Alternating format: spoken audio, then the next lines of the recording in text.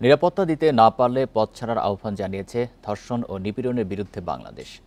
মঙ্গলবার সন্ধ্যায় ঢাকা বিশ্ববিদ্যালয়ের রাজ্য ভাস্কর্যের সামনে আয়োজিত বিক্ষোভ মশাল মিছিল থেকে এই দাবি জানায় শিক্ষার্থীদের সংগঠনটি।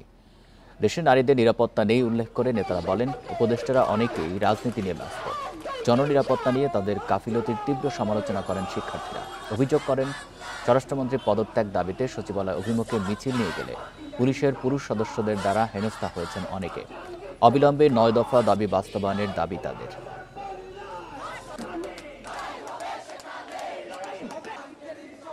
ব্যর্থ স্বরাষ্ট্রমন্ত্রী জাহাঙ্গীর জাতির কাছে ক্ষমা চেয়ে পদত্যাগ না করে এবং আমাদের যে বাকি ৮ দফা রয়েছে সে ৮ দফা পরিপূর্ণ করতে যে কার্যকরী পদক্ষেপ দরকার তা যদি ইন্টারিম সরকার গ্রহণ না করে তাহলে আমরা আরো কঠোর আন্দোলন গড়ে তুলব। গত কয়েকদিনও যত ধর্ষণ হয়েছে তার কোনোটারই এখন পর্যন্ত কোনো বিচার হয় নাই, কোনো ধর্ষককে এখন পর্যন্ত ধরা হয় নাই। আমাদের নিরাপত্তা দেন, নয়তো গদি ছাড়েন।